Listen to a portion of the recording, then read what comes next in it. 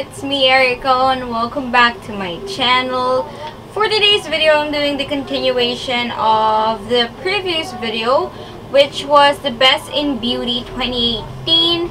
Those are locally available and affordable products. With this one, I will be featuring high-end products, or not necessarily considered high-end sa US, but you cannot get it in a store here in the Philippines. For example, ColourPop, I consider them as high-end because ColourPop is also definitely high up there in price compared to the locally available products that we have. So please don't mind the mess in the room. The room is kind of messy. My mom will actually be here in the room within an hour, so I do have to wrap this video quickly before she does. It's the 23rd and kailangan niyong mamalengke ng maaga para, alam niyo yun, kasi matao na kapag ganyan dahil it's going to be Christmas Eve soon. So yeah, just don't mind the mess in the room and let's get started with the products. I have two primers to talk about. I recently bought these two primers and they both blow me away. I've tested them out, wore them and all of that jazz, and I can say that I freaking love them. The first primer is this one. This is the Benefit Porefessional. This is a well-known primer and a well-loved primer, and that is for good reasons. If naghahanap kayo ng primer, guys, na talagang ika-cancel out niya yung pores nyo, I have extremely large pores, and this freaking blew me away because natanggal niya talaga yung pores ko, guys. Alam niyo yun, kalagay ko, I was like, holy smokes, my face looked so smooth. It was like I didn't have any pores at all. Like it looked fabulous. Like it looked really amazing. Love pore filling primers, and I do love how this sat on my face, how it made my makeup look. It made my base so flawless. I'm just freaking in love with this primer. It's amazing, and if you have the money to splurge on to a primer, go get this. It's freaking amazing. So another primer that I have been loving, and this is more high up there in price. If Porefessional is high up there in price, this is more expensive. This is the Tatcha Silk Canvas Primer. Ito siya, guys. It's a, as it says, the Silk Canvas Primer. This makes your face and base look so smooth. Like kapag it's the primer I'm wearing today, and guys, it is an amazing primer. I know it's insanely, the price is insanely up there, but it's for good reasons. If you are really into makeup, you will know that there is this clean beauty trend wherein companies are trying to use safer products for the skin. For example, eliminating silicone and all of that jazz. And this has like the clean mark on it, and this is supposed to be better for your skin, and I get it. Tatcha makes amazing products. I've seen people use Tatcha and be amazed with them, especially with their skincare products, and I know that their makeup products are kind of infused with skincare products as well, so I believe it's going to be better for your skin. And this freaking primer just makes my base so good. Like, alam niyo yung kalagay nyo, it will smooth out the pores, smooth out the lines. This will make a very good canvas para yung foundation yung mas magandang mag-glide and all of that jazz. And so far, I am loving this. If again you have the money to splurge onto something crazy price as this, go get it. It's amazing. I got this on the Sephora 20% sale, so make sure na lang na abangan nyo nagsisale siya sa Sephora kasi madami kayong masisave pag inabangan nyo itong nagsisale. I have two foundation. Yung unang foundation is this one. This is the Fenty Beauty Pro Filtr Foundation. I don't need to explain myself on this. If you've been on my channel for quite some time now, you would know that this is my Ride or Die foundation. It is still my Ride or Die foundation, but I recently check that it isn't pala my shade. It's a bit darker than me. So if uubusin ko lang to, and I will definitely repurchase it in a lighter shade. This foundation is freaking good if you have oily skin.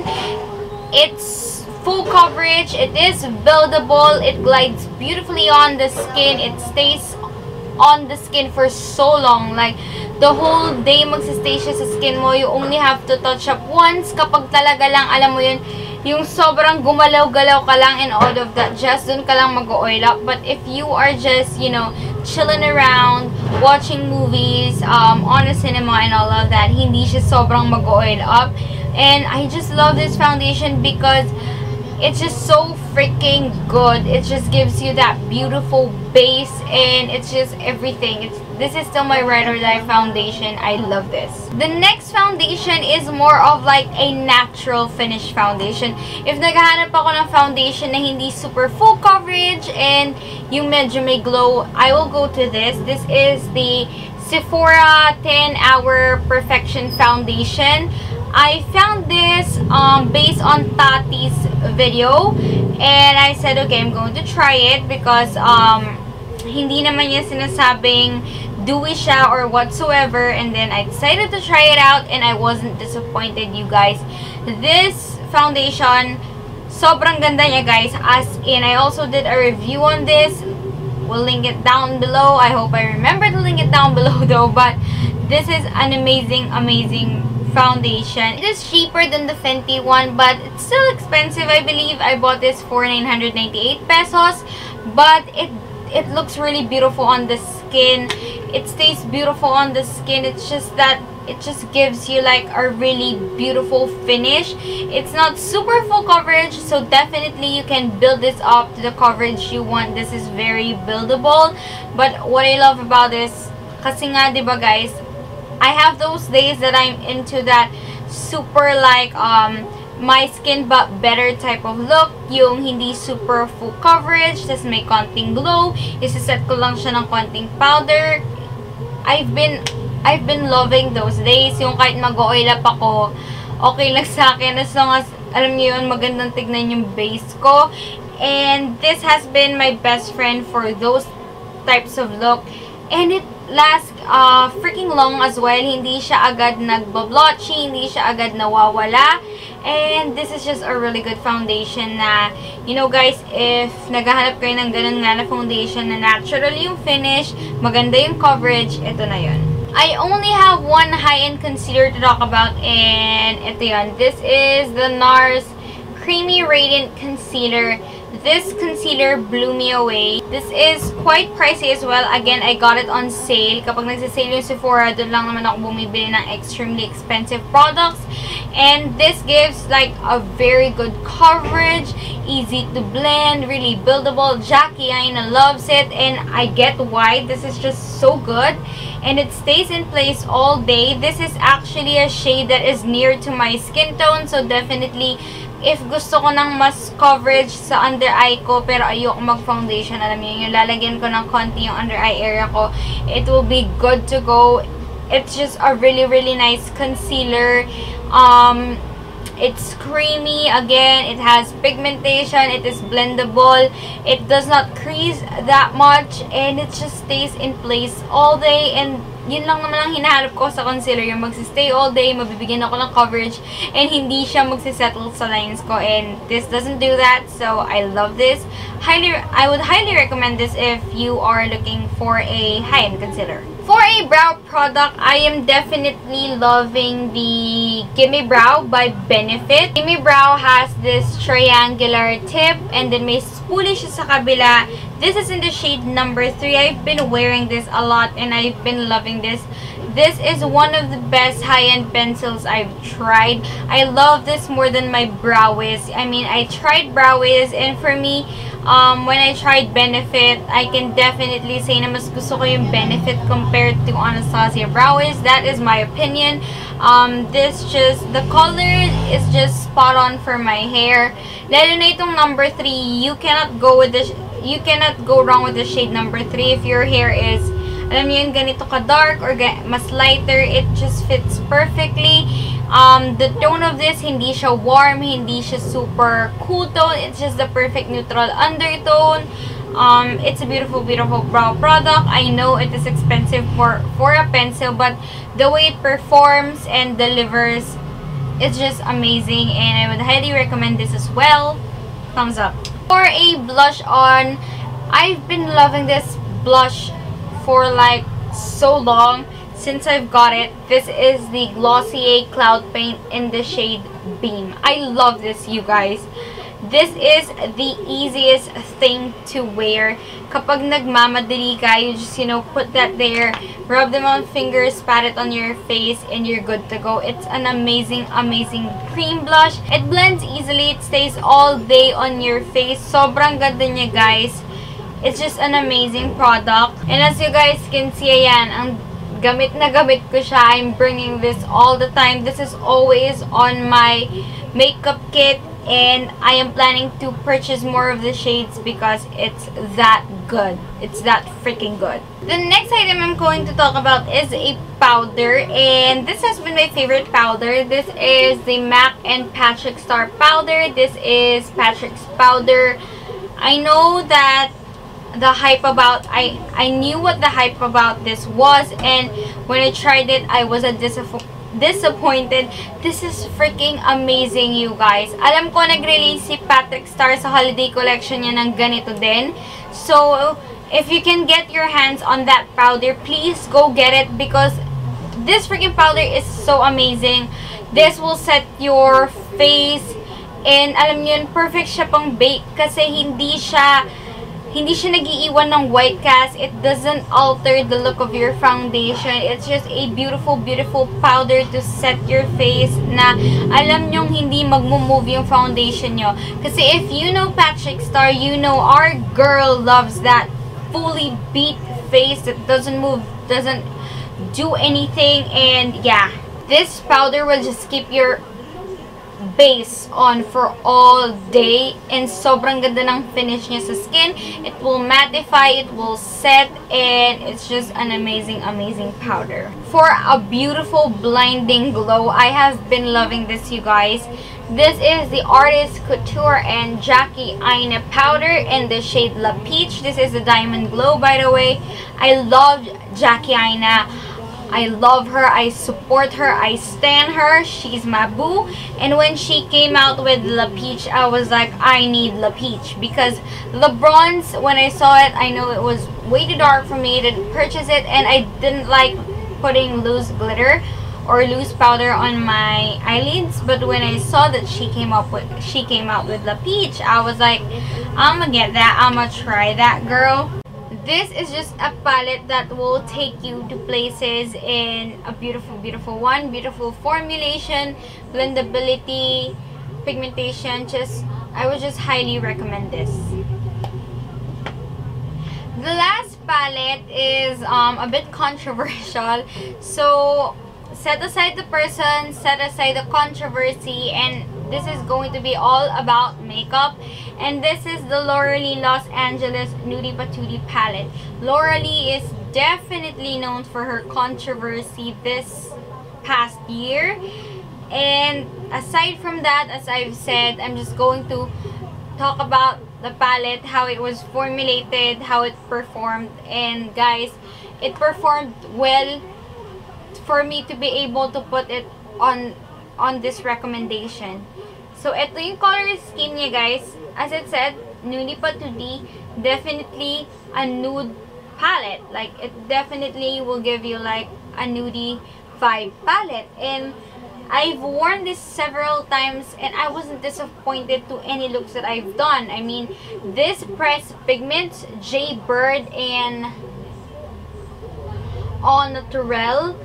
Oh my goodness, the pressed glitter, pressed pigments. Oh, they are so stunning, you guys. You do have to put a little bit of glitter glue underneath para mas mag-stick sila, but they perform really nicely. I love how these colors are nude and really easy to work with. Ito yung palette na, alam niyo, may isip ko to, prom, acquaintance party, and all of that jazz. Alam niyo, even weddings. This will be good for weddings, proms, parties, alam nyo yun, mga really soft, glamorous look. Ito talaga yun, guys. If you're looking for a palette na with the nude scheme that will give you a really like soft vibe, and alam nyo yun, ito talaga yung i-recommend ko for that. This is just really, really good. Okay. So, I only have one product left to talk about, and this is the Too Faced, this is a so, isa na lang yung product. Ay, hindi, meron pa. So, for lips, I have been loving, so for lips, if you've been on my channel, you know, I'm obsessed with Kylie liquid lipstick, and I have two shades that I have been loving. I have Exposed and Candy K. So Exposed is more of like a nude, like a nude. Let me swatch this.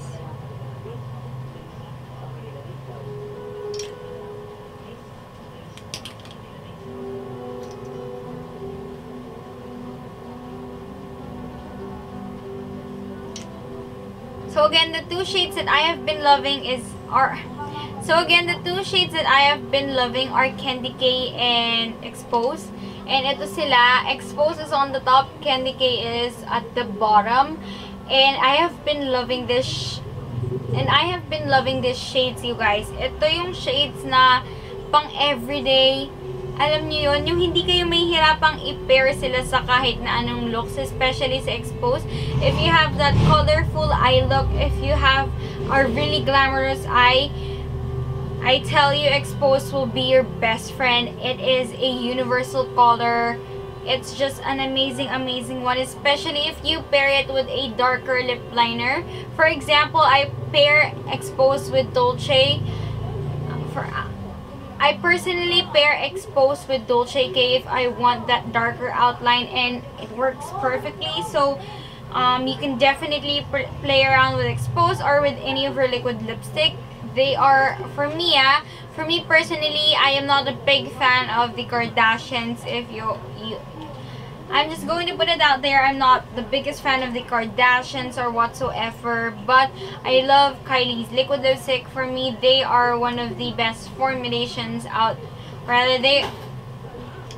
liquid lipstick, I just love them. For me, isa sila sa best liquid lipstick na na-try ko. It's my personal opinion. It's what from all that I've tried, Kylie really stood out to me. Plus, the scent is really, really good. It smells like cupcakes, vanilla's heaven. I love it. So, yeah, and they are pretty long wearing. And then the last product that I would talk about is the Too Faced Peach Mist. So I was debating if I was going to get the Urban Decay All Nighter or this one, but then it said peaches. I love how peaches smell. I love peaches, and I wasn't disappointed about this. This kept my makeup extra long wearing and extra mattified. Alam niyo yun, I knew my makeup, I did my, usually I just do my normal routine, and I've seen big differences when I use this compared to other setting spray. This is just a very bomb setting spray that will mattify your skin. So, i-recommend ko to sa mga oily girls out there who's looking for like a mattifying mist that will keep their makeup in place all day, and it smells so good. So, highly, highly recommend this. So, ayun na lahat ng high-end recommendations ko, guys. Mas konti sila compared dun sa locally available products ko kasi talagang pinili ko to. Kasi I know ito, high-end to, hindi ka basta-basta magsuspend ng money mo sa mga products na to. And that is why I really thought about ano ba talaga yung marirecommend ko sa mga babies ko out there. And I decided, alam nyo, ito yung mga products na talagang gustong-gusto ko na I would repurchase and i-recommend ko talaga. So, yeah. So, that's it for this video, guys. If you like this video, then please give this video a big thumbs up and click that subscribe button down below to be a part of my family. Also, if you want to get notified for my future uploads, click that bell button beside the subscribe button to get notified. Thank you so much for watching, and I will see you on my next video. Bye, guys!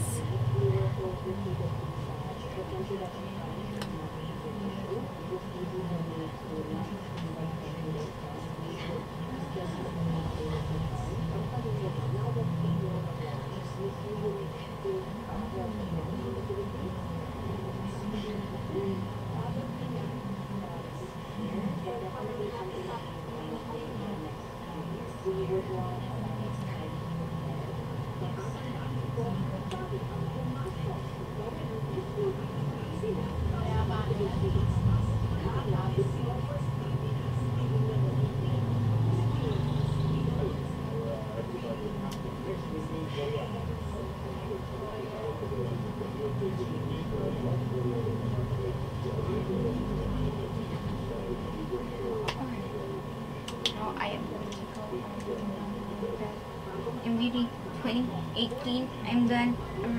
I'm wrapping this video up. I'm done. Oh, can you see that glow? Can you see that glow, guys? This is an amazing highlighter, you guys. If you are darker, definitely get La Bronze, but if you are like lighter, get La Peach, and La Peach will just give you that beautiful glow, beautiful, you know, beaming glow. This is just a really good highlighter, lalo na kapag nilagay nyo siya ng Fix Plus. That is extraterrestrial glow. This with Fix Plus and then on the cheeks is insane.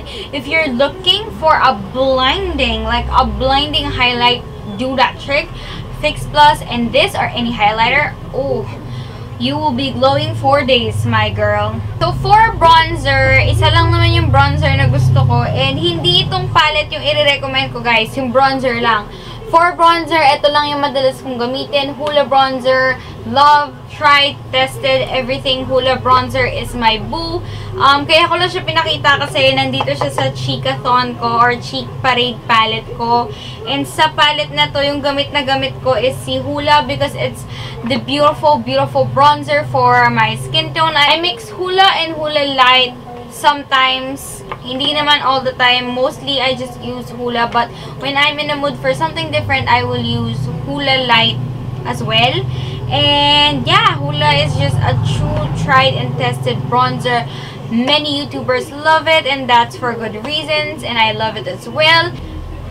Kung may high-end akong bronzer na i-recommend, yung nag-iisip ko yung, ano bang bronzer yung maganda na high-end? Ang una kong i-recommend sa inyo is si Hoola kasi you can never go wrong with the Hoola bronzer. It's just popping. I have 4 eyeshadow palettes to feature in this video. I just love high-end palettes. That is my jam. Most of my palettes are high-end, and that is just it. I just love high-end palettes, and ito yung palettes na i-feature ko. First is the Zodiac palette by Kathleen Lights. If you know me personally, you would know that I am into Zodiacs. I freaking live for Zodiacs. And when Kathleen Lights did her collection with ColourPop, I freaking love it. Oh, that reminds me as well. I also been enjoying. Wait a minute. That reminded me that I have another highlighter that I have been loving, which is high-end-ish. This is the ColourPop and Kathleen Lights Zodiac highlighter in the shade On the Cusp. This is, she released 2 shades. She released Fire and On the Cusp.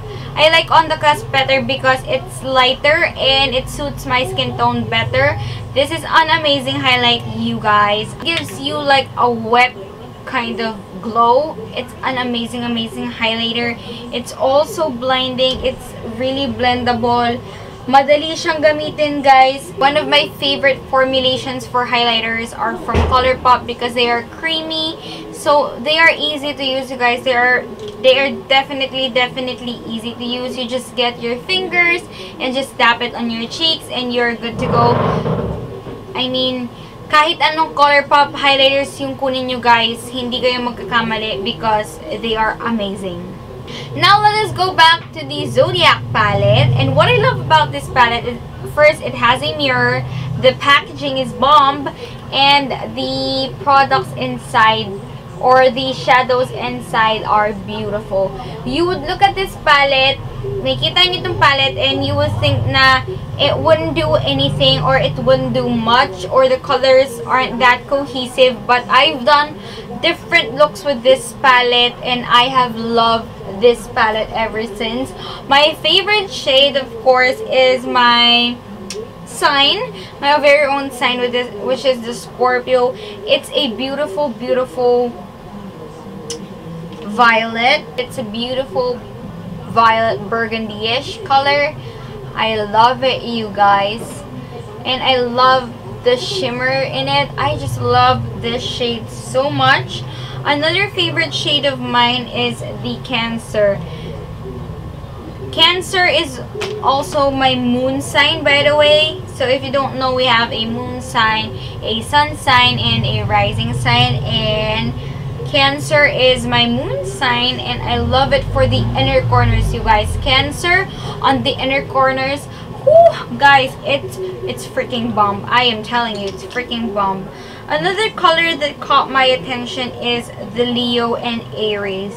I've worn Aries and Leo as well, and they are bomb. They are bomb as well, you guys. Ayan guys, so these are the shades that I have been loving on this palette. We have again Cancer, Scorpio, Aries, and Leo. I've been loving them, and they are amazing. The shadows are really blendable. They are pigmented. The shimmers pack a punch. They last on my lids. They are amazing, and they are cheaper compared to other palettes that I own. I believe I bought this for 1.2 or 1.3. Basta ganun yung price niya, guys. Mas mura siya compared dun sa ibang palettes. Another palette that I have been enjoying is the Fortune palette by ColourPop.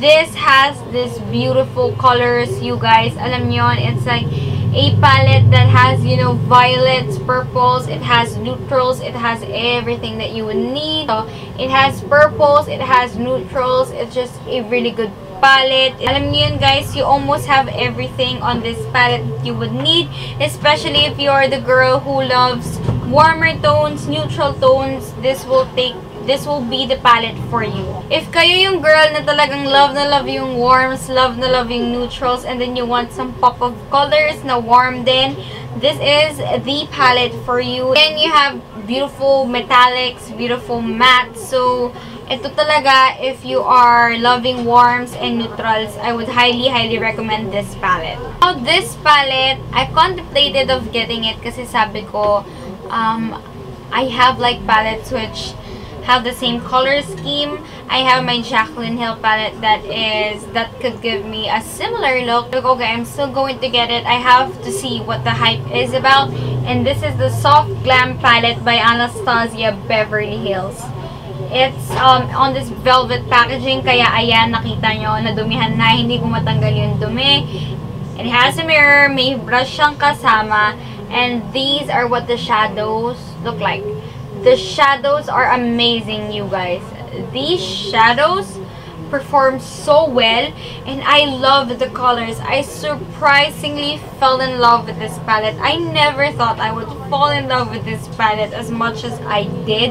Alam niyo yan, I knew I was going to like it, but I didn't know I was going to love it, to recommend it this much. But if you can get your hands on this palette, I would definitely suggest it. Alam nyo, nilabas nga yung Narvina palette, and I was like, no, I'm not going to get the Narvina palette. Although almost everyone is saying that it's good. The colors for the Narvina palette didn't just talk to me. But this, on the other hand, hindi ako nagsisising kinuha ko to. You have your warms. My favorite shades in this palette is Rose Pink, Sultry, and then Mulberry. Ayan, we have Rose Pink, Sultry, and Mulberry. These three shades are so freaking good. Like, when I saw this palette and when I got it in person, those were the shades that really spoke to me. Alam yun? When I saw those shades, I definitely said to myself, eto yung mga shades na una kong gagamitin, and I used them and I wasn't disappointed. I love it. I love this palette. Itong palette na to, guys, ito yung tipo ng palette na hindi kayo mahihirapan na mag-isip na kung anong look yung gagawin nyo. Kasi it's a palette that when you look at it, meron ka agad mabubuong kind of look. It's an easy palette to work with. Hindi sobrang hirap ng colors niya para makapag-isip ka ng gagawin mo. So if you are a beginner and you want to invest into something high-end, and alam niyo yung gusto niyo ng palette na hindi kayo mahihirapang gamitin, I would definitely recommend the Anastasia Soft Glam. This lives up to its name, Soft Glam. But also, you can take this palette into, you know, you can make looks na hindi lang soft glam. But alam niyo, nakikita niyo to and you will get the vibe of a soft glam look. And definitely for everyday, you can use this for everyday. You can use it for a soft glam and for an extreme glam. It's just a palette that will take you to places in a beautiful, beautiful one. Beautiful formulation, blendability, pigmentation, just I would just highly recommend this. The last palette is a bit controversial. So, set aside the person, set aside the controversy, and this is going to be all about makeup. And this is the Lauralee Los Angeles Nudie Patootie palette. Lauralee is definitely known for her controversy this past year. And aside from that, as I've said, I'm just going to talk about the palette, how it was formulated, how it performed. And guys, it performed well for me to be able to put it on this recommendation. So, ito yung color scheme niya, guys. As it said, Nudie Patootie, definitely a nude palette. Like, it definitely will give you like a nudie vibe palette. And I've worn this several times and I wasn't disappointed to any looks that I've done. I mean, this pressed pigments, J Bird All Natural. Oh my goodness, the pressed glitter, pressed pigments.